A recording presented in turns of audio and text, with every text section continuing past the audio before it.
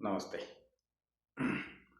ജ്യോതിഷം മനസ്സിലാക്കുമ്പോൾ അതിൽ പ്രധാനമായും ഗ്രഹങ്ങളും ഗ്രഹങ്ങളുടെ ക്ഷേത്രങ്ങളും, അത് ലഗ്നവുമായുള്ള ബന്ധം, അതുപോലെ തന്നെ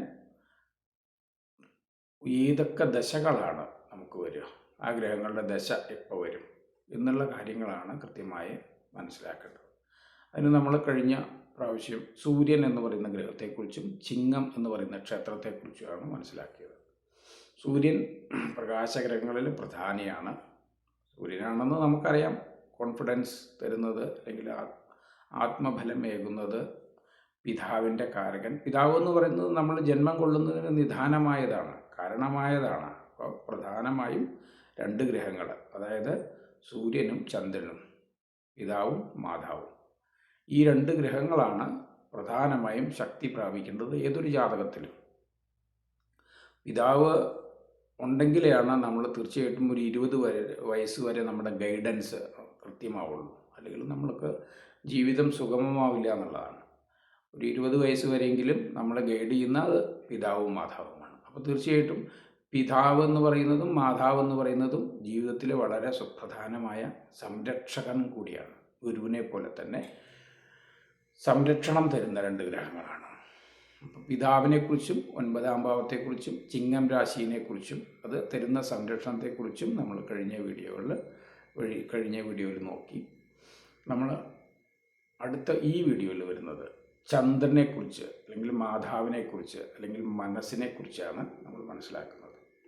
പിതാവ്, ആത്മാവ് എന്ന രണ്ട് കാരകത്വം, ജീവകാരകത്വമായിട്ട് പിതാവും ജഡകാരകത്വമായിട്ട് ആത്മാവ്, അങ്ങനെ ഒരുപാട് കാരകത്വങ്ങൾ സൂര്യന് വരും. അതുപോലെ ചന്ദ്രന് വരുന്ന പ്രധാന കാരകത്വങ്ങളാണ് മാതാവ് എന്ന് പറയുന്ന ജീവകാരകത്വം.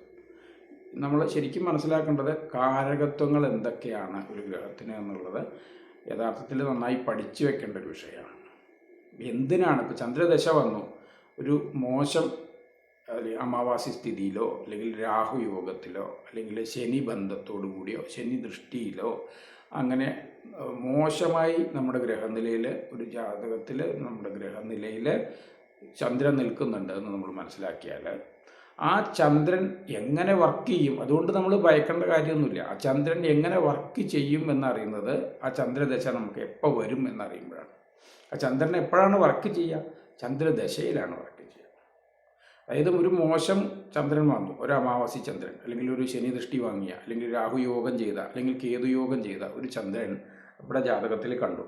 ഇതെങ്ങനെയാണ് വർക്ക് ചെയ്യുന്നത്? വർക്ക് ചെയ്യുന്നത് ചന്ദ്രദശയിലാണ്. ആ ചന്ദ്രദശ എങ്ങനെയായിരിക്കും വർക്ക് ചെയ്യുക? ചന്ദ്രദശ ഓരോ ലഗ്നത്തിനും ഓരോ തരത്തിലാണ് വർക്ക് ചെയ്യുക. അപ്പോൾ നമ്മൾ മനസ്സിലാക്കേണ്ട, യഥാർത്ഥത്തിൽ ഒരു ഗ്രഹത്തിൻ്റെ ബലം അല്ലെങ്കിൽ ശക്തി അറിയാൻ തന്നെയാണ്. ആ ശക്തി അറിഞ്ഞു കഴിഞ്ഞാൽ, ശക്തി ഇല്ലെങ്കിൽ എന്ത് സംഭവിക്കും? ഒരു ഗ്രഹത്തിന് രണ്ട് തരം സ്വഭാവമുണ്ട്. ഒന്ന് കാരകത്വം എന്ന് പറയും, അതിന് പ്രധാനമായും ജീവകാരകത്വം, ജഡകാരകത്വം എന്ന് പറയുന്ന വിഷയങ്ങളുണ്ട്. അപ്പോൾ ഗ്രഹത്തിന് നമുക്ക് ജീവിതാവസാനം വരെ നമുക്ക് തരുന്ന ഒരു കാര്യമാണ് കാരകത്വങ്ങൾ. മനോകാരകനായ ചന്ദ്രൻ കെട്ടുപോകാൻ പാടില്ല. മാതൃകാരകനായ ചന്ദ്രൻ നശിച്ചു പോകാൻ പാടില്ല. മാതാവിന് നാശം വരും. അമാവാസി തിഥികളിൽ ജനിക്കുന്നവർക്ക്, അല്ലെങ്കിൽ രാഹുയോഗം ശനിയോഗം ഒന്നിച്ചു വരുന്നവർക്ക്, രാഹുയോഗം ശനിയോഗം ചന്ദ്രൻ്റെ കൂടെ വന്നു, അല്ലെങ്കിൽ അമാവാസി തിഥിയിൽ ജനിച്ചു, ഇങ്ങനെയൊക്കെ വരുമ്പോൾ മാതാവിന് ബലം കുറയും. മാതാവിന് ബലം കുറയും എന്ന് പറയുന്നത് മനസ്സിന് ബലം കുറയും. കാര്യം നിങ്ങളുടെ 20 വയസ്സുകളുടെ ജീവിതത്തിൽ സെക്യൂരിറ്റി ഇല്ലെങ്കിൽ, നമ്മൾ സെക്യൂർ അല്ല എന്ന് തോന്നിക്കഴിഞ്ഞാൽ, അത് ജീവിതം ഉടനീളം ലൈഫിൽ നമ്മളെ ബാധിക്കും എന്നുള്ളതാണ്. അപ്പം മാതൃബലം വളരെ പ്രധാനമാണ്. അതാണ് ചന്ദ്രൻ എന്ന് പറയുന്നത്. ചന്ദ്രൻ്റെ ബലം നമുക്ക് വളരെ അത്യാവശ്യമാണ്. ഗ്രഹങ്ങളുടെ കാരകബലം, ഇനി ഗ്രഹം കാരകബലം കുറഞ്ഞു, ചന്ദ്രന് ബലമില്ല, അതിനെന്താണ് പ്രതിവിധി എന്ന് പറയുന്നത്? 4-ാം ഭാവം എന്ന് പറയുന്ന മാതാവിൻ്റെ ഭാവത്തിന് പ്രാധാന്യം. ആ ഭാവാധിപൻ ബലം ഉണ്ടായാൽ മതി, അല്ലെങ്കിൽ 4-ാം ഭാവത്തിലെ ശുഭഗ്രഹങ്ങൾ നിന്നാൽ മതി. അതായത് അല്ലാതെ നമ്മൾ അമാവാസി ചന്ദ്രനാണ് അതുകൊണ്ട് മാതാവിന് ബലമില്ല എന്ന് ചിന്തിക്കരുത്. അതുപോലെ ചന്ദ്രൻ്റെ കൂടെ രാഹു ശനിയുണ്ട്, അമാവാസി ചന്ദ്രനുമാണ്, പക്ഷെ മാതാവിന് നല്ല ബലമുണ്ട്. അപ്പോൾ നമ്മൾ കാണുമ്പോൾ നമ്മുടെ മാതാവിനൊക്കെ നല്ല ബലമുണ്ടല്ലോ, പക്ഷേ അമാവാസി ചന്ദ്രനാണ്, ശനിയോഗമുണ്ട്, രാഹുയോഗമുണ്ട്. രാഹുയോഗം വരുമ്പോൾ പൊതുവെ 4-ാം ഭാവത്തിനും കൂടിയും ബലക്കുറവ് വരലുണ്ട്. പക്ഷെ അങ്ങനെ ചിന്തിക്കുമ്പോൾ തന്നെ ഒരു രീതി കൊണ്ടല്ല, ഒരു വിഷയം വെച്ചിട്ട് ജ്യോതിഷം നമുക്ക് പ്രിഡിക്റ്റ് ചെയ്യാൻ പറ്റില്ല. തീർച്ചയായിട്ടും ചന്ദ്രൻ പോയി അല്ലെങ്കിൽ ചന്ദ്രന് നാശം വന്നു, ചന്ദ്രൻ്റെ ശക്തി നശിച്ചു എന്നുണ്ടെങ്കിൽ നമ്മൾ ഉടൻ 4-ാം ഭാവത്തിൻ്റെ ശക്തി നോക്കണം. 4-ാം ഭാവത്തിൽ ശുഭഗ്രഹം നിൽക്കുക, അല്ലെങ്കിൽ 4-ാം ഭാവാധിപൻ ഉച്ചം നിൽക്കുക, അല്ലെങ്കിൽ സ്വക്ഷേത്രം നിൽക്കുക, ബലവാനായി നിൽക്കുക, അത്രയേ ഉള്ളൂ. 4-ാം ഭാവാധിപൻ ബലവാനായോ അല്ലെങ്കിൽ 4-ാം ഭാവം ബലമായോ നിന്ന് കഴിഞ്ഞാൽ മാതാവിന് യാതൊരു ദോഷങ്ങളും ഉണ്ടാവില്ല.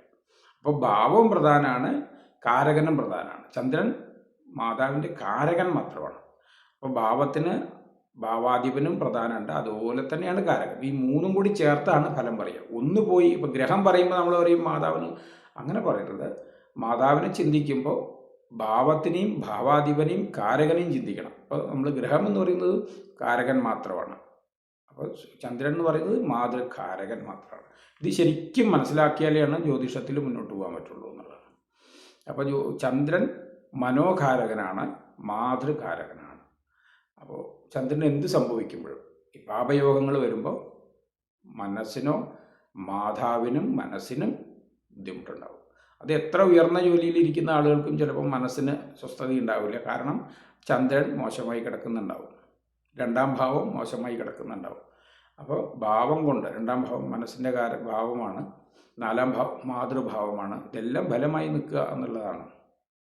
അപ്പോൾ മാതൃകാരകനായ ചന്ദ്രന് പ്രകാശത്തെ നമുക്ക് കൂടുതൽ വാങ്ങിച്ചു തരുന്നതിന് കഴിവുള്ള ഗ്രഹമാണ്. സൂര്യനിൽ നിന്ന് കിട്ടുന്ന പ്രകാശത്തെ റിഫ്ലക്റ്റ് ചെയ്തിട്ടാണ് നമുക്ക് തരുന്നത് എന്നുള്ളത് നമുക്കറിയാം. പക്ഷേ പൗർണമി ചന്ദ്രൻ എന്ന് പറയുന്ന ചന്ദ്രൻ്റെ സ്ഥിതി, ചന്ദ്രൻ്റെ ബലം നോക്കുമ്പോൾ ഇനി നമ്മൾ ചന്ദ്രഗ്രഹത്തിൻ്റെ ബലത്തിനനുസരിച്ചാണ് അതിൻ്റെ കാരകത്വത്തിൻ്റെ ബലം കൂടുക. കാരകത്വം വർദ്ധിക്കുക എങ്ങനെയാണ്? ചന്ദ്രൻ്റെ ഗ്രഹത്തിൻ്റെ ബലമാണ് പ്രധാനം. ചന്ദ്രഗ്രഹം എങ്ങനെയൊക്കെ ബലം വരുമെന്ന് നോക്കാം. പൗർണമി സമയത്താണ് ഒരു വർഷം നമുക്ക് ഏകദേശം 12ഓളം പൗർണമികൾ കിട്ടും. അതാണ് പ്രധാനം. ഗുരുവിനേക്കാൾ നമുക്ക് ഗുരു വന്നിട്ട് ഒരു വർഷത്തിൽ 12 വർഷത്തിൽ ഒരിക്കലാണ് ഉച്ചം ചെയ്യുമെങ്കിൽ ചന്ദ്രൻ വന്നിട്ട് ഓരോ മാസവും ഒരു ദിവസം ഉച്ചം ചെയ്ത് വരും, അതായത് പൗർണമി കിട്ടും. അപ്പോൾ 12ഓളം പൗർണമി, 12 ദിവസങ്ങൾ പൗർണമിയായിട്ട് വരും. അതുപോലെ തന്നെ പൗർണമിയോട് അടുത്തുള്ള 5 ദിവസം, അതിൽ പൗർണമിക്ക് ചെല്ലുന്ന 5 ദിവസത്തിന് വളരെയധികം ശക്തി ഉണ്ടാവും, പൗർണമി കഴിഞ്ഞുള്ള 5 ദിവസം ശക്തി ഉണ്ടാവും. ഈ ഒരു 10 ദിവസത്തോളം ചന്ദ്രൻ അതിബലവാനായിരിക്കും. പക്ഷബലം, ചന്ദ്രന് സ്ഥാനബലത്തേക്കാൾ പക്ഷബലത്തിന് പ്രാധാന്യമുണ്ട്. സ്ഥാനബലം പ്രധാനമാണ്, ദശ എടുക്കുമ്പോഴാണ് സ്ഥാനബലത്തിന് പ്രധാനം. കാരകത്വം വരുമ്പോൾ ആധിപത്യം എടുക്കുമ്പോഴാണ് സ്ഥാനബലം പ്രധാനമായിട്ട് വരിക. കാരകത്വം വരുമ്പോൾ എന്തായിരിക്കും? സ്ഥാനബലത്തിനേക്കാൾ കൂടുതൽ പക്ഷബലമായിരിക്കും. ഇപ്പോൾ പൗർണമി ചന്ദ്രനാണ്, ഈ ചന്ദ്രൻ നീചത്തിലാണ്. വൃശ്ചിക രാശി ചന്ദ്രന് നീചരാശിയാണ്. ചന്ദ്രന് കർക്കടകമാണ് സ്വന്തം രാശി, വൃശ്ചികമാണ് നീചരാശി, ഇടവമാണ് ഉച്ചരാശി. അപ്പോൾ നമ്മൾ മനസ്സിലാക്കണം, ചന്ദ്രന് ബന്ധുക്കളായിട്ട് ഗുരു, അതുപോലെ ചൊവ്വ, സൂര്യൻ എന്ന് പറയുന്ന 3 ഗ്രഹങ്ങളാണ്. അപ്പോൾ ഗുരുവിൻ്റെ ക്ഷേത്രങ്ങൾ മീനം, ധനു. ചൊവ്വയുടെ ക്ഷേത്രങ്ങൾ മേടം, വൃശ്ചികം. അപ്പോൾ വൃശ്ചികത്തിൽ തന്നെയാണ് ചന്ദ്രൻ, പക്ഷേ നീചം. പക്ഷെ ആ നീചം സ്വതവേ പക്ഷബലത്തിലാണ് എടുക്കേണ്ടത്. പക്ഷബലമുണ്ടെങ്കിൽ, പൗർണമിയിലാണെങ്കിൽ വൃശ്ചികത്തിൽ നിൽക്കുന്ന നീചം ഫലം കുറയും എന്നുള്ളതാണ്. ഫലം കുറയും മീൻസ് അങ്ങനത്തെ ഒരു നീചഫലമല്ല തരിക, അവിടെ ഉച്ചഫലം തന്നെയാണ് തരിക. അപ്പോൾ ചന്ദ്രൻ്റെ വേറെ കുറേ പ്രത്യേകത, ചന്ദ്രൻ മാതാവാണ്, സൂര്യൻ പിതാവാണ് എന്ന് പറഞ്ഞ പോലെ ചന്ദ്രൻ മാതാവാണ്. അതുകൊണ്ട് തന്നെ ചന്ദ്രന് ശത്രുഗ്രഹങ്ങളൊന്നുമില്ല എന്നുള്ളതാണ് സത്യം.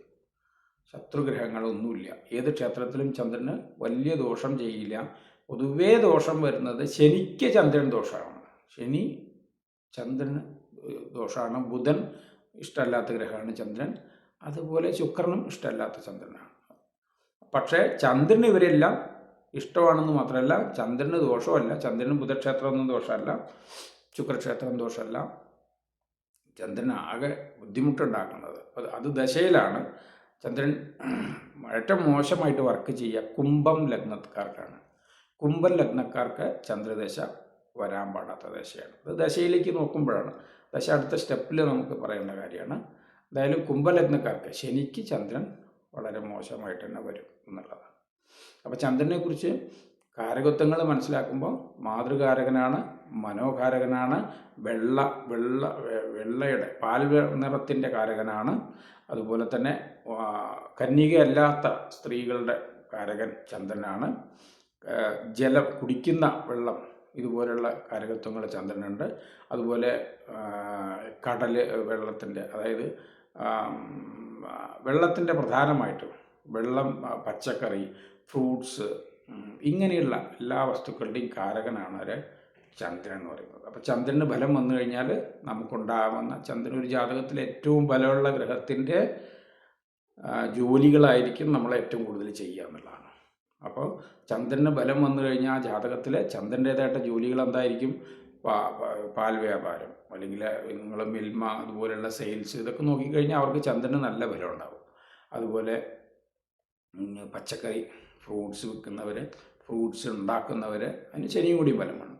ഫ്രൂട്ട്സ് വിൽക്കുന്നവർ, അതുപോലെ ചന്ദ്രനുമായി പാൽ വ്യാപാരം, ഈ തുണി, അങ്ങനെയുള്ള ചന്ദ്രനുമായി വെള്ളത്തുണി, അങ്ങനെയുള്ള കാര്യങ്ങളൊക്കെ ചെയ്യുന്നവരൊക്കെ വെളുത്തതുമായി ബന്ധപ്പെട്ട കുറേ കാര്യങ്ങൾ, പാൽനിറം ആണ്, വെളുത്തത് മീൻസ് പാൽനിറം. അതുപോലെ സ്ത്രീകളുമായി ബന്ധപ്പെട്ട ജോലികൾ, സ്ത്രീകളെ കൂടുതൽ കോർഡിനേറ്റ് ചെയ്തുകൊണ്ടിരിക്കുന്ന ജോലികളൊക്കെ ചെയ്യുന്നത് ചന്ദ്രൻ്റെ കാരകത്വം ബലം വരുന്നവരാണ്.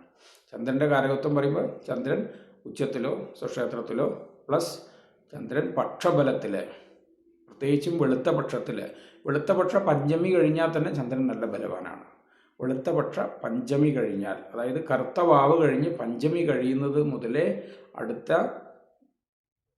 പഞ്ചമി വരെ, യഥാർത്ഥത്തിൽ ബലക്കുറവ് വരെ അങ്ങനെയാണ്. കറുത്ത പക്ഷത്തിൻ്റെ പഞ്ചമി മുതൽ, കറുത്ത പക്ഷത്തിൻ്റെ ദശമി മുതൽ ബലം കുറയും. കറുത്ത പക്ഷത്തിലെ ദശമി, അതായത് അമാവാസിയോട് അടുക്കുന്ന ചന്ദ്രൻ, അമാവാസിയുടെ അടുത്ത, അതായത് ഇരുട്ടിലേക്ക് അടുക്കുന്ന ആ ദശമി മുതൽ വെളുത്ത പക്ഷത്തിൽ, അതായത് കറുത്ത വാവ് കഴിഞ്ഞ് അടുത്ത 5 ദിവസം പഞ്ചമി വരെ ചന്ദ്രന് ബലം ഉണ്ടാവില്ല, തീരെ ബലം ഉണ്ടാവില്ല എന്നുള്ളതാണ്. ആ ചന്ദ്രന് മാത്രമേ ബലക്കുറവ് പറയുള്ളൂ. അതും അമാവാസി കഴിഞ്ഞ് വരുന്ന 3-ാം പറ കഴിഞ്ഞ് കഴിഞ്ഞാൽ നമുക്ക് ചന്ദ്രനെ ആകാശത്ത് കാണാൻ കഴിയും. 3-ാം പറ കഴിഞ്ഞ് കഴിഞ്ഞാൽ തന്നെ ആകാശത്ത് കാണാൻ കഴിയും. പക്ഷേ പഞ്ചമി മുതലാണ് യഥാർത്ഥത്തിൽ ചന്ദ്രൻ്റെ പക്ഷബലം ഉണ്ട് എന്ന് പറയാൻ പറ്റുള്ളൂ. അപ്പോൾ ചന്ദ്രൻ്റെ കാരകത്വങ്ങൾ, ആ കാരകത്വങ്ങൾക്ക് അനുസൃതമായ ജോലികൾ നമുക്കുണ്ടാവും. ചന്ദ്രൻ്റെ ബലം വളരെ അത്യാവശ്യമാണ് ജാതകത്തിൽ.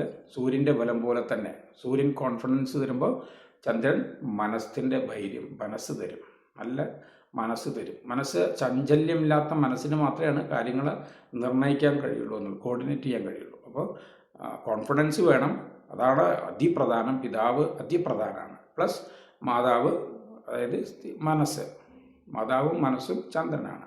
അപ്പോൾ ഇത് വളരെ പ്രധാനമാണ്. ഈ മാതാവിന് ദോഷം വരെ അങ്ങനെയാണ്. 4-ാം ഭാവത്തിനും 4-ാം ഭാവാധിപനും ശനിബന്ധം, രാഹുബന്ധം, യോഗോ ദൃഷ്ടിയോ വരിക. അതുപോലെ ചന്ദ്രനും നശിച്ചു പോവുകയാണെങ്കിലാണ് മാതാവിന് എപ്പോൾ വരും?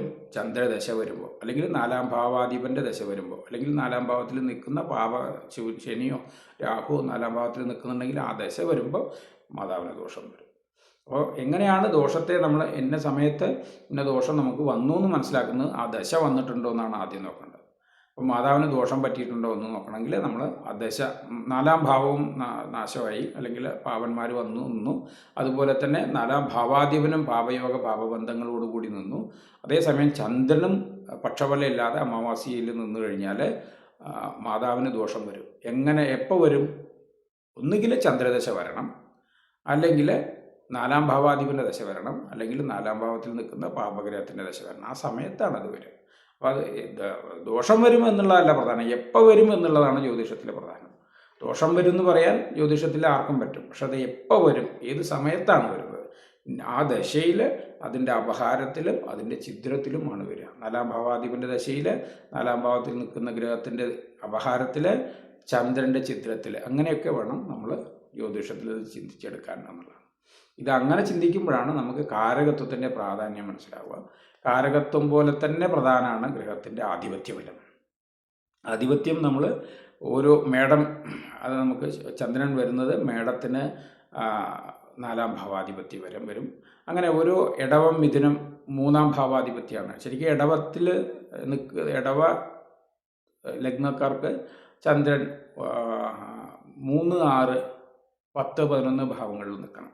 അതായത് ചന്ദ്രൻ്റെ ഗ്രൂപ്പല്ലാത്ത ഗ്രഹങ്ങൾ, ബുധനും ശുക്രനും ശനിയും, ഈ 3 ഗ്രഹങ്ങൾക്കും 3, 6, 10, 11 ഭാവങ്ങളിൽ മറഞ്ഞു നിൽക്കുന്ന ചന്ദ്രനാണ് ഫലം ചെയ്യുക. മറഞ്ഞു നിൽക്കുന്ന സ്ഥാനബലം മറഞ്ഞു നിൽക്കുന്നവരാണ് ഫലം ചെയ്യുക എന്നുള്ളതാണ്. അപ്പം 3, 6, 10, 11 ഭാവങ്ങളിൽ മറഞ്ഞു നിൽക്കണം. പക്ഷെ അതേസമയം ഇടവലഗ്നത്തിന് 3 നിൽക്കുന്ന ചന്ദ്രൻ ദോഷം ചെയ്യും, ഗുണം ചെയ്യില്ല. ദോഷം ചെയ്യും മീൻസ് ചന്ദ്രൻ ദോഷം എന്ന് പറയുന്നത് ചന്ദ്രൻ്റെ ഒരു മിതമായ ദോഷം. എത്ര തന്നെയാണെങ്കിലും മാതാവാണ്. എത്ര തന്നെയാണെങ്കിലും നമ്മുടെ ചന്ദ്രൻ എന്ന് പറയുന്നത് നമുക്ക് മാതാവാണ്. നമ്മുടെ ജീവസംരക്ഷണത്തിന് പ്രധാനം ചെയ്യുന്നത് ജീവദാനം ചെയ്തത് മാതാവായതുകൊണ്ട് തന്നെ ഒരു ലിമിറ്റഡ് ആയിട്ടുള്ള ദോഷം ചെയ്യും. പക്ഷെ ദോഷം ചെയ്യുന്ന ഒരു രാശി അത് കുംഭം ലഗ്നത്തിനാണ്. കുംഭലഗ്നത്തിന് ചന്ദ്രൻ നമുക്ക് 6-ാം ഭാവത്തിൻ്റെ ആധിപത്യം വരുന്നതുകൊണ്ട് തന്നെ ഏത് ഭാവത്തിൽ നിന്നാലും കുംഭലഗ്നക്കാർക്ക് അല്ലെങ്കിൽ അതിവിശേഷമായി ഗുരുദൃഷ്ടിയോ അല്ലെങ്കിൽ പൗർണമി ചന്ദ്രനൊക്കെ ആയിട്ട് വരികയാണെങ്കിലാണ് ദോഷമില്ലാതിരിക്കുക. കുംഭലഗ്നക്കാർക്ക് പൊതുവേ ചന്ദ്രദശ അത്ര ശുഭാവലില്ല എന്നുള്ളതാണ്. അപ്പോൾ ചന്ദ്രനെക്കുറിച്ച് നമ്മൾ മനസ്സിലാക്കുമ്പോൾ ബേസിക്കാണ് ഇപ്പം നമ്മൾ ഈ ഒരു വീഡിയോയിൽ നമുക്ക് ചെയ്യാൻ പറ്റുക. അതിൻ്റെ വിപുലീകരിച്ച് നമുക്ക് മറ്റു വീഡിയോകളിൽ വേണം ചെയ്യാൻ. നമ്മൾ ഗ്രഹത്തിൻ്റെ കാരകത്വവും ഗ്രഹത്തിൻ്റെ ആധിപത്യവും അതുപോലെ ഗ്രഹമുണ്ടാക്കുന്ന ബലം ആദ്യം എല്ലാവരും മനസ്സിലാക്കുക ഗ്രഹത്തിൻ്റെ ബലമുണ്ടോ. ഈ ബലമുണ്ട് എന്നുള്ളതാണ്. ബലമുണ്ടെങ്കിൽ അത് എപ്പോൾ വർക്ക് ചെയ്യും അല്ലെങ്കിൽ ആ ബലത്തെ എപ്പോൾ ചിന്തിക്കണം എന്ന് നമ്മൾ പ്രധാനമായിട്ടും മനസ്സിലാക്കേണ്ട വിഷയം തന്നെയാണ്. ബലത്തെയാണ് നമ്മളിപ്പോൾ മനസ്സിലാക്കുന്നത്. ചന്ദ്രന് ബലം ഉണ്ടാകുന്നത് പൗർണമിയിലാണ്. ചന്ദ്രൻ ബലമില്ലാതെ പോകുന്നത് അമാവാസിയിലാണ്. ചന്ദ്രന് ബലമുണ്ടാവുന്നത് പൗർണമിയോടടുക്കുമ്പോഴാണ്. 5 ദിവസം പൗർണമിയോടടുക്കുന്ന, പൗർണമിക്ക് മുമ്പുള്ള 5 ദിവസം, പൗർണമി കഴിഞ്ഞുള്ള 5 ദിവസമാണ് ഏറ്റവും ബലമായിട്ട് നിൽക്കുക. ഏറ്റവും മോശമായിട്ട് നിൽക്കുക അമാവാസിയോട് അടുത്തുള്ള പിറകിലുള്ള അമാവാസിയിലേക്ക് ചെല്ലുന്ന 5 ദിവസം, അമാവാസി കഴിഞ്ഞുള്ള 5 ദിവസം. അങ്ങനെയാണ് ചന്ദ്രൻ്റെ പക്ഷബലത്തെ വളരെ പ്രധാനത്തോടു കൂടിയാണ് എടുക്കുക. സ്ഥാനബലം എന്ന് പറയുന്നത് ഇടവത്തിൽ ഉച്ചനായും കർക്കിടകത്തിൽ അതുപോലെ സ്വക്ഷേത്ര ബലവാനായി നിൽക്കും ചന്ദ്രൻ എന്ന് പറയുന്നത്. അപ്പോൾ ചന്ദ്രൻ പ്രധാനമായും നമ്മുടെ മാതൃകാരകനാണ്.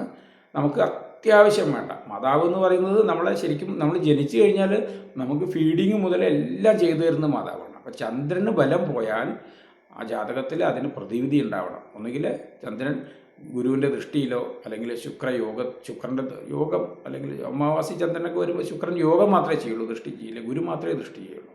അങ്ങനെ ഗുരുവിൻ്റെ ദൃഷ്ടിയോ ശുക്രൻ്റെ യോഗമോ ബുധൻ്റെ യോഗം ഫലമല്ല. ശരിക്കും പറഞ്ഞാൽ സൂര്യനും ചന്ദ്രനും അമാവാസിയിൽ നിൽക്കുന്ന സമയത്ത് ബുധനും കൂടി അവിടെ ചെല്ലുമ്പോൾ ബുധനും പാപനാവുക ചെയ്യാം.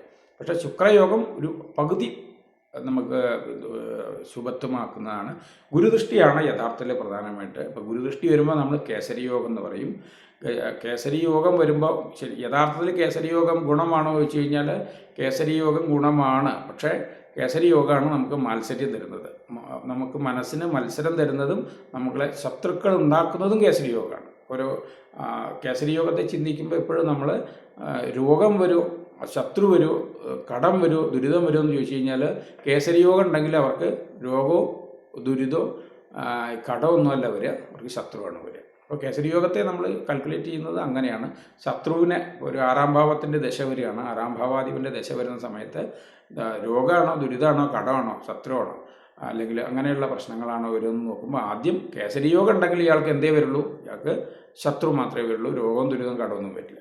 പിന്നെ ഓരോ പ്രായത്തിനനുസരിച്ചാണ് ദശ വരുന്നത്. 20 വയസ്സിലാണെങ്കിൽ അതിനനുസരിച്ച് അപ്പോൾ കടമായിട്ടാണ് വരിക. കാര്യം അദ്ദേഹം കടം വാങ്ങിച്ചിട്ട് വണ്ടി വാങ്ങിക്കും, വീട് വാങ്ങിക്കും, കാര്യങ്ങളൊക്കെ ചെയ്യും. അത് 80 വയസ്സിലാണെങ്കിൽ രോഗമായിട്ടാണ് വരിക. അല്ലെങ്കിൽ 60 വയസ്സ് കഴിഞ്ഞ് വരികയാണെങ്കിൽ 6-ാം ഭാവാധിപൻ്റെ ദശ വരുമ്പോൾ രോഗമായിട്ടാണ് വരിക. കാര്യം 60 വയസ്സ് കഴിഞ്ഞു. ഓരോ പ്രായവും വളരെ പ്രധാനമാണ്. ദശ വരുന്ന പോലെ തന്നെ വളരെ പ്രധാനമാണ് പ്രായം എന്ന് പറയുന്നത്. ഏത് പ്രായത്തിൽ ഏത് ഭാവാധിപൻ്റെ ദശ വരുന്നതിനനുസരിച്ചാണ് ഫലം വരിക എന്നുള്ളതാണ്. അപ്പോൾ ചന്ദ്രനെക്കുറിച്ച് നമ്മൾ മനസ്സിലാക്കി, സൂര്യനെക്കുറിച്ച് മനസ്സിലാക്കി, ബേസിക്കാണ് നമ്മൾ മനസ്സിലാക്കി പോകുന്നത്. അപ്പോൾ അടുത്ത ഗ്രഹത്തെക്കുറിച്ച് നമുക്ക് അടുത്ത വീഡിയോയിൽ കാണാം.